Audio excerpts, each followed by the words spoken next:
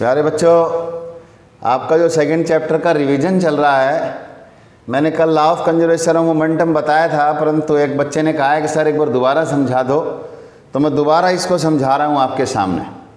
आराम से इसे समझिए कि law of conservation of momentum क्या है, क्योंकि मोमेंटम आपको पता है कि मोमेंटम को हम P से डिनोट करते हैं। P is equal to mv, mass into velocity. ये आपने पढ़ रखा है मोमेंटम के बारे में। तो कह रहा है law of conservation of momentum, यानी कि मोमेंटम कंजर्व रहता है, संरक्षित रहता है, उस नियम के बारे में आप पढ़ने जा रहे हो। तो इसमें क्या कहा गया है कि जैसे मान लीजिए दो बॉडी हैं, मैंने यहाँ पर ड्राइंग बना दिया आपके बढ़िया सुंदर। ये ट्रक है, मान लीजिए ये कार है, ये क्या है, ये ट्रक है, और ये क्या है आपके कार है। ये दोनों एक ही डायरेक्शन में जा रहे हैं, इसी डायरेक्शन में। अब मान लीजिए ये ट्रक जो है ना कार के टक्कर मारता है। यहाँ पर इस ट्रक ने इस कार को टक्कर मार दी। ये बहुत इंपॉर्टेंट बात है। इस टक्कर मारने की वजह से जब आप देखो, जब आप चल रहे हो, पीछे से कोई आपको टक्कर मारता है तो एकदम से आपकी स्पीड में इंक्रीज होता है, क्योंकि आपके पीछे से फोर्स लगता है, वो आप पर फोर्स लगाता है, तो आपकी एकदम से स्पीड में चेंज आता है। परंतु आपको वो धक्का मारने के बाद आप अलग हो जाते हो। जैसे ये डिस्टेंस बन गया, ये दोनों अलग हो गए और उनकी वेलोसिटी में बदलाव आ जाता है। डायरेक्शनल स्पीड समझ लिए, स्पीड समझते हो आप, तो speed with direction is known as velocity. तो उनकी वेलोसिटी में बदलाव आ गया। तो देखिए जो मोमेंटम है, ये इधर वाला टकराने से पहले का मोमेंटम। अब कैसे निकालोगे टकराने, मोमेंटम बिफोर कोलिजन कैसे निकलता है इसका? देखो इसका मोमेंटम क्या होगा, m1 u1, ये लिख रखा है मैंने, देखो m1 u1, ये रहा m1 u1 और m2 u2। ये टोटल मोमेंटम है इन दोनों का, इस सिस्टम का। ये टकराने से पहले इन दोनों का मोमेंटम, इसका मोमेंटम मान लीजिए आपका p1 है, इसका मोमेंटम क्या है, p2 है। तो टकराने से पहले का मोमेंटम ये दोनों ये है, ठीक है ना। अब मान लीजिए ये टकराए हैं, टकराने के बाद अलग हो गए, तो इसका मोमेंटम क्या होगा? देखिए टकराने के बाद मान लीजिए इसका मोमेंटम जो है वो m1 v1 है, क्योंकि वेलोसिटी में बदलाव आया है। और ऐसे ही इसका m2 और v2 हो गया। तो ये मोमेंटम जो है टकराने के बाद का है और ये मोमेंटम टकराने से पहले का है। तो law of conservation of momentum क्या कहता है कि जो मोमेंटम ये वाला है टकराने से पहले का उस सिस्टम का, इस सिस्टम में दो चीज़ें हैं, ट्रक और कार। उन ट्रक और कार का जो टोटल सम है वो मोमेंटम टकराने के बाद जब वो सेपरेट हो जाएंगी तो उन दोनों के मोमेंटम के सम के बराबर होगा, ये लॉ कहता है। अब इसको हम प्रूव करते हैं कैसे। मान लीजिए ये ट्रक है, इस ट्रक ने जब इसको टक्कर मारी है, ट्रक ने फोर्स लगाया है, तो मोमेंटम में बदलाव इसके आया है। तो इसमें एस्केलेशन क्या चेंज हुआ? इसका जो एस्केलेशन है ये है आपका a2, इसका एस्केलेशन a2, यानी कि इसकी इनिशियल वेलोसिटी क्या थी, मान लीजिए u2 है, और फाइनल टकराने के बाद क्या होगी v2।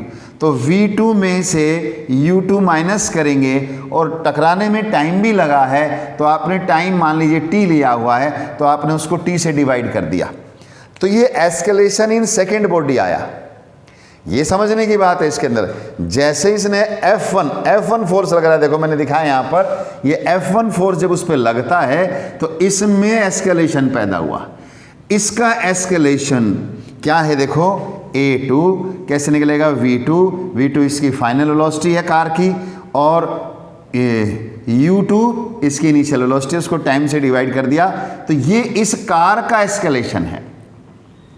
अब ये जो फोर्स कितना लगा हुआ है, क्योंकि आपके पास एक फार्मूला है F = ma, तो ये मास किसका होगा? अब मास इसका होगा, क्योंकि इसमें इस फोर्स ने जो है चेंज लाया है। तो ये लॉ सेकेंड लॉ से आता है, F = ma। तो F1 इसने जो फोर्स लगाया वो इसके बराबर आएगा, इसमें जो आएगा चेंज इन मोमेंटम के हिसाब से। तो आपने देखा m2 इसका मास है और इसका एस्केलेशन ये वाला है, ये a2। यानी कि यहाँ से आपने एक चीज़ समझनी है कि F1 क्या है, आपका m2 a2 है। M2 A2 है, तो M2 तो ये रहा आपके पास और A2 की वैल्यू ये आपने निकाल दी है, तो ये आपकी मान लीजिए फर्स्ट इक्वेशन बन गई। ये फर्स्ट, इसने जो फोर्स लगाया। परंतु आप समझदार बच्चे हैं, आपको पता है कि जब कोई गाड़ी आपसे टकराती है तो उसको भी जो धक्का लगता है पीछे की तरफ, उसको भी धक्का लगा है, तो इसकी वजह से उसकी स्पीड में भी बदलाव आता है। उसकी में बदलाव आने से तो इसका फोर्स देखो मैंने लिखा F2, इस गाड़ी का पीछे की तरफ फोर्स लगा इस ट्रक पर, और इसकी वजह से इसमें बदलाव आया, इसके मोमेंटम में बदलाव आया है। तो यहाँ पर आपने क्या लिखना है, इसमें जो एस्केलेशन पैदा हुआ वो एस्केलेशन है यानी कि V1 इसकी फाइनल वेलोसिटी है। V1 में से U1 माइनस कर दो और ये जो टाइम लगा उस टाइम से डिवाइड कर दो, तो ये आपका escalation produce in first truck यानी कि फर्स्ट बॉडी ट्रक में, ट्रक के अंदर यहाँ पर जो एस्केलेशन पैदा हो रहा है, क्योंकि टकराने के बाद पोजीशन ये है, तो यहाँ जो इसका है वो एस्केलेशन ये आया।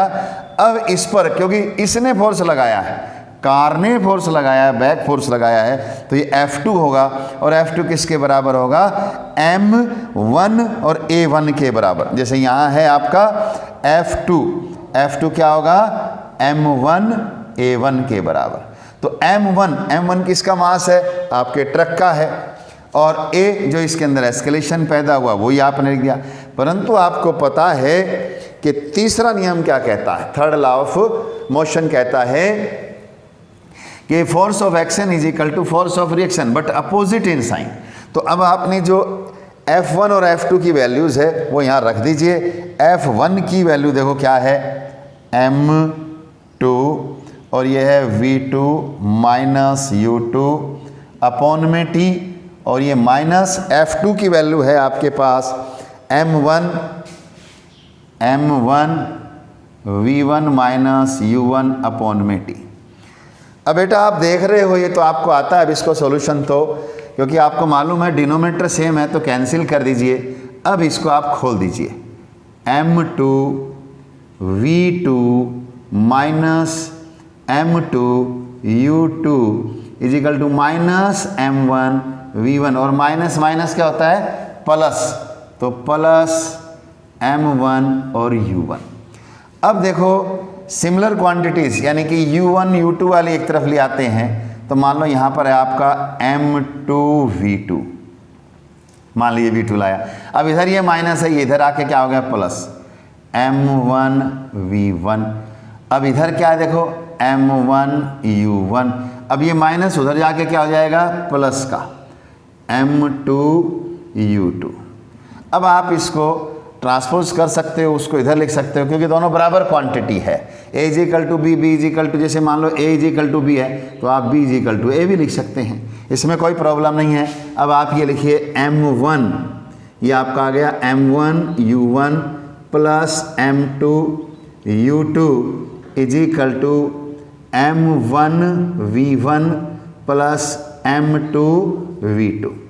तो ये बेटा आपका जो रिजल्ट है वो यही आ गया जो मैं कह रहा था, यानी कि मोमेंटम बिफोर कोलिजन ये है और ये मोमेंटम आफ्टर कोलिजन है।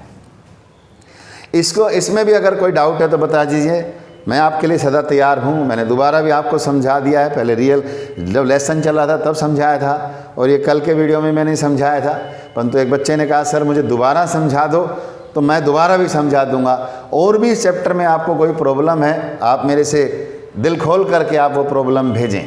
परंतु बेटा अभी आपका चैप्टर पूरा हो चुका है, ये चैप्टर पूरा हो गया है। अब आपको जो है इसको रिवाइज करना है, टेस्ट लेना है मुझे आपका, क्योंकि आपने मुझसे पूछा है, मैंने आपको सब बताया है।